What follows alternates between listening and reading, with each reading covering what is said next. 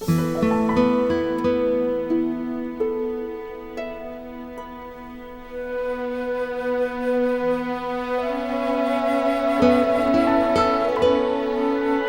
encontramos ante la más hermosa historia acontecida desde los tiempos en que Jesús y María habitaban entre los hombres aquí en la tierra.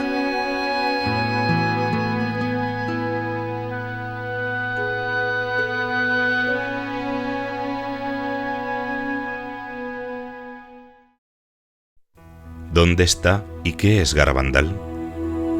Garabandal es una aldea aislada de unas 300 personas en las montañas del Cantábrico, en el noroeste de España.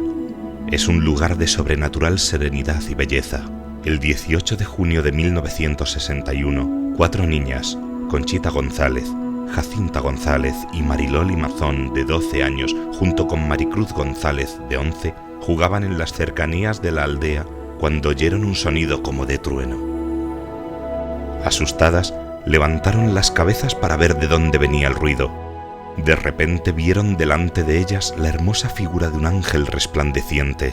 Tras unos breves instantes y sin haber pronunciado palabra, desapareció. Durante los días siguientes se repitieron las visitas del ángel, que en silencio las miraba y sonreía.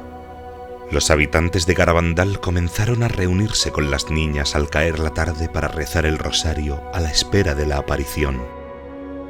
Finalmente, el 1 de julio de 1961, el ángel habló a las niñas y les dijo: ¿Sabéis por qué he venido?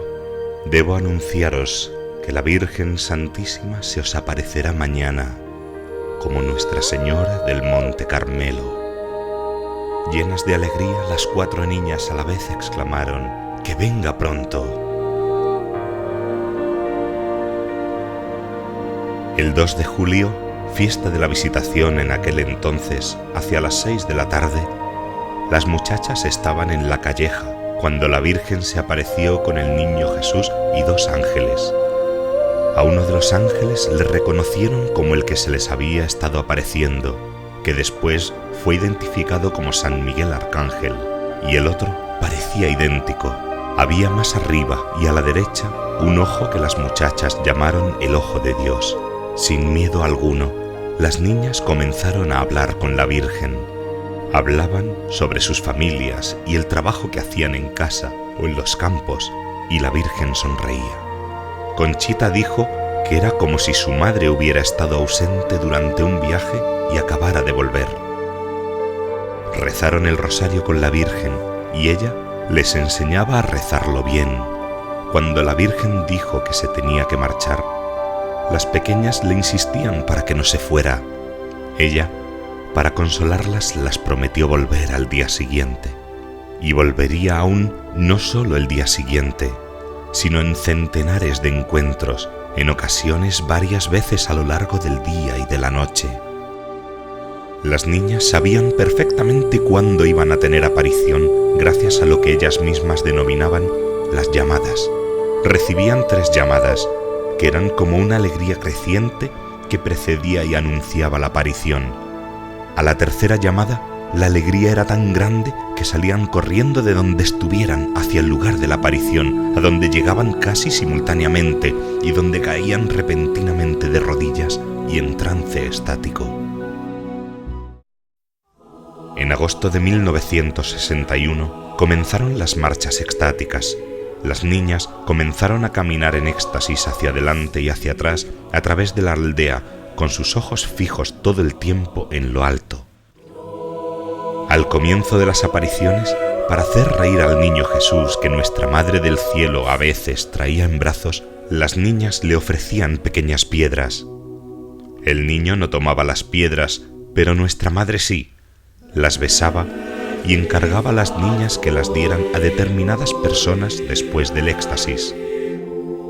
Al ver esto, los espectadores comenzaron a dar a las niñas numerosos objetos religiosos para que fueran besados por la Virgen, o los colocaban en una mesa puesta a un lado para este propósito en los hogares de las niñas cuando ellas no estaban presentes. No había manera de que ellas supieran a quién pertenecía cada artículo. Aún así, en éxtasis, la cabeza siempre alzada con los ojos fijos en el cielo, guiadas solo por su visión, nunca se equivocaban en las miles de veces que devolvieron rosarios, medallas, anillos de boda u otros artículos religiosos a sus legítimos dueños. Entre los objetos apareció un día una polvera. Las mismas niñas se extrañaron al ver este objeto profano presentado para ser besado por la Virgen y se resistían a ello, pero cuando la Virgen llegó, lo primero que pidió para besar fue la polvera, diciendo que era algo de su hijo. Al terminar el éxtasis, la dueña de la polvera desveló que durante la Guerra Civil Española aquella polvera había servido para llevar la Eucaristía a escondidas a personas encarceladas y a punto de ser ejecutadas. Durante los éxtasis, nuestras pequeñas protagonistas llevaban siempre un crucifijo que ofrecían a las personas presentes para que lo veneraran. Por orden de la Virgen, solían extender el crucifijo a quien ella les indicaba.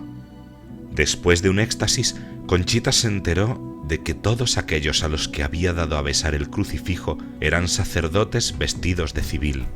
Fueron numerosas las ocasiones en que las niñas en éxtasis reconocieron a los sacerdotes y religiosos de paisano, sin tener ninguna otra señal para saberlo que lo que les dijera su visión. Poco a poco, a medida que la noticia fue corriendo de boca en boca, comenzaron a llegar visitantes venidos de fuera del pueblo, de fuera incluso de España, hasta el punto de que pronto llegarán a juntarse de 500 a 3.000 personas por día, que se unirán al rezo de los vecinos de Garabandal en espera de la aparición. Pronto, al lado de las niñas en éxtasis, se vio aparecer a muchos sacerdotes y médicos decididos a probar la verdad o no de las apariciones. Entre los primeros llegaron a este rincón de la montaña teólogos de prestigio, profesores, sacerdotes diocesanos y religiosos en ocasiones con importantes cargos dentro de la Iglesia. Realizaron sus indagaciones a nivel teológico y doctrinal y examinaron la vida de las niñas. Pudieron comprobar que eran niñas perfectamente sanas y equilibradas, sin ansia de espectacularidad, aun cuando no dejaran de tener cosas de niñas cuando estaban fuera del éxtasis, lo cual las hacía más normales aún si cabe.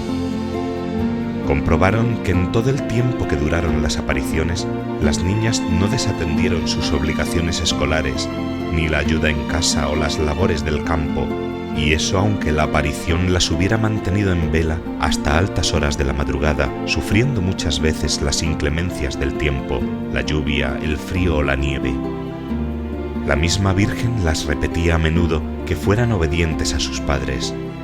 También las animaba a hacer sacrificios, en concreto por los sacerdotes, para que sean santos, y por los que dudan, para que sigan siendo sacerdotes. Las enseñó a tener horror al pecado, ayudándolas a formar su conciencia respondiendo a las 1000 preguntas que le ponían las niñas. Las niñas afirmaron que después de ver a la Virgen tenían más ganas de amar a Jesús y a María y de hablar a todos del Señor y de su Madre Santísima. Llama siempre la atención ese trato sencillo y confiado que las niñas tenían con su Madre del Cielo, que hasta juega con ellas en ocasiones y que con frecuencia las despide con un beso.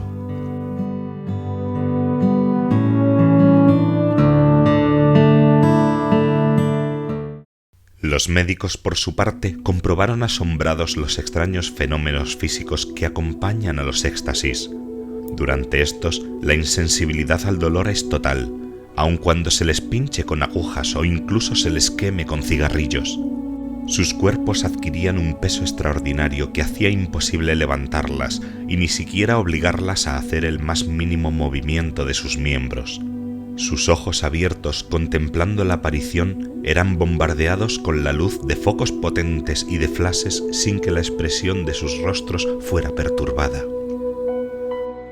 Corrían hacia el lugar de su visión llegando antes que nadie, incluso de jóvenes fuertes y entrenados, y llegaban sin señales del esfuerzo físico realizado, mientras que los demás lo hacían ahogados y sudorosos. Caían de rodillas estrepitosamente sobre las rocas sin hacerse ningún daño. Caminaban en éxtasis hacia adelante y hacia atrás por las callejuelas mal empedradas de la aldea, o incluso campo a través, con la cabeza totalmente alzada, sus ojos fijos en lo alto todo el tiempo, sin ver por dónde iban y sin caerse ni tropezar nunca. Nada de esto tiene una explicación natural.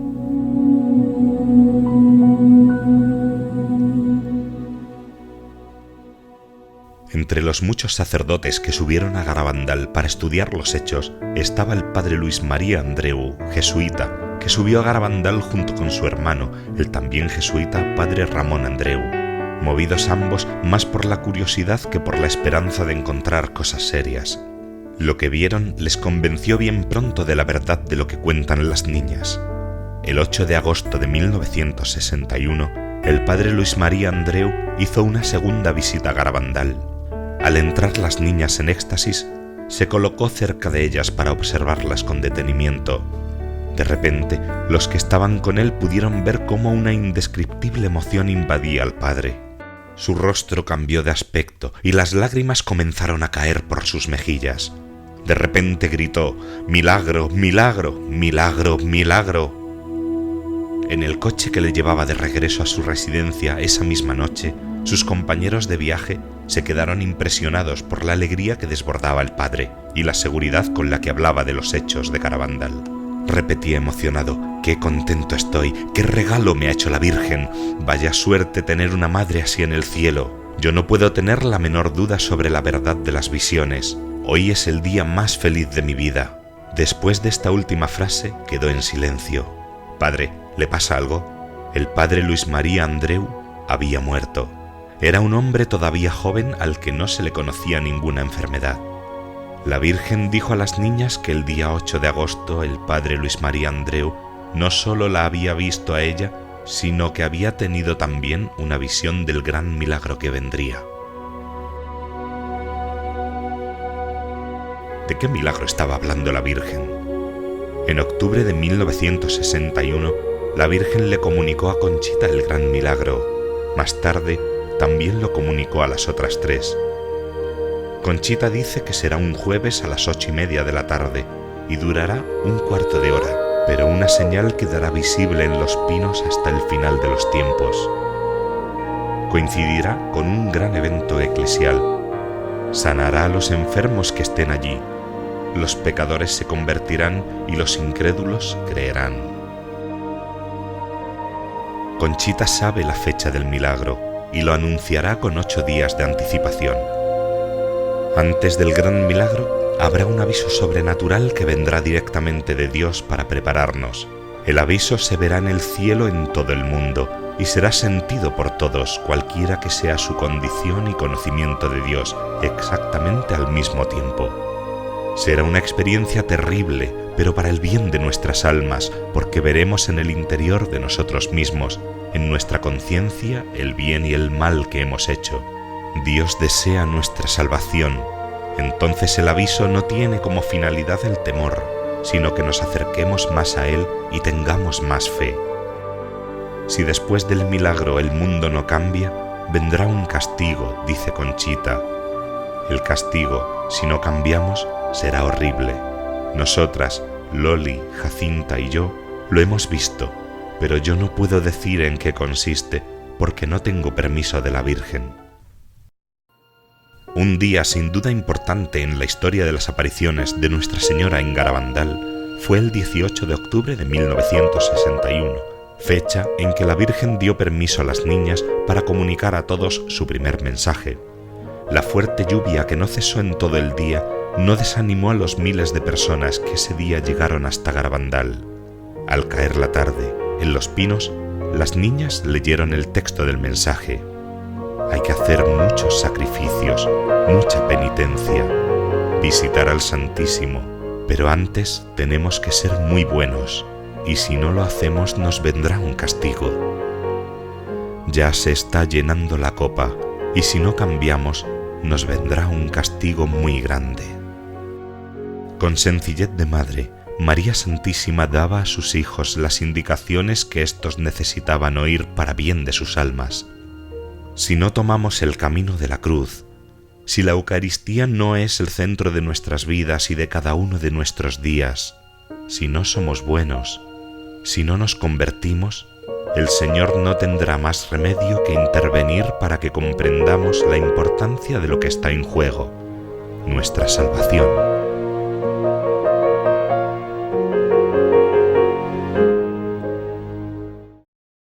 Tras la comunicación de este primer mensaje, las niñas pedían con frecuencia a la Virgen que hiciese un milagro para que la gente creyese en las apariciones. Cuando en el pueblo no iba a haber misa, para que las niñas no quedaran sin comulgar, el mismo San Miguel venía para darles la comunión. Un día, San Miguel comunicó a Conchita que en una de esas ocasiones en que él traía la comunión, la forma se haría visible en su lengua. A Conchita no le pareció un gran milagro, porque ella pensaba que la forma era siempre visible a los presentes. Cuando llegó el día, que había sido anunciado por Conchita 15 días antes, había cientos de personas en el pueblo. En la noche del 18 al 19 de julio de 1962, a la 1:30 de la mañana, ocurrió el milagro. Un milagro precisamente eucarístico. Parece lo justo, dado que ayudarnos a profundizar en el amor y veneración por la Eucaristía parece una de las claves de lo que la Virgen vino a hacer a Garabandal.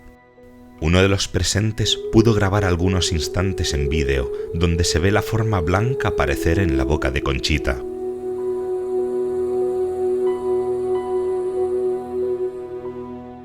Durante los primeros años, las manifestaciones del cielo se multiplicaban sin parar. A partir de 1963, las niñas ya no tuvieron tantas apariciones como al principio, y a veces el cielo se comunicaba con ellas a través de locuciones interiores que ellas sentían pronunciar en su alma por la Virgen y en alguna ocasión por el mismo Señor. A pesar de eso, las peregrinaciones seguían fluyendo hacia Garabandal con un aumento notable en el número de peregrinos procedentes del extranjero. Al apartado pueblo de la montaña llegaban auténticas personalidades del mundo eclesial, periodistas de importantes medios, diplomáticos, empresarios, escritores. Se dan casos de conversiones notables y curaciones de índole no solo física, sino también espiritual. En Garabandal, la Virgen parece especializada en sanar los corazones y las almas.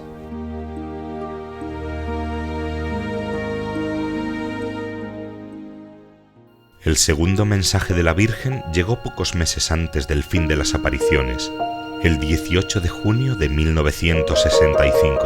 Es San Miguel el encargado de comunicar el mensaje a Conchita de parte de la Virgen. Las lágrimas ruedan por el rostro de la muchacha a medida que él va hablando. Como no se ha cumplido y no se ha dado mucho a conocer mi mensaje del 18 de octubre de 1961, os diré que este es el último. Antes la copa se estaba llenando, ahora está rebosando. Muchos cardenales, obispos y sacerdotes van por el camino de la perdición y con ellos llevan a muchas más almas. A la Eucaristía cada vez se le da menos importancia.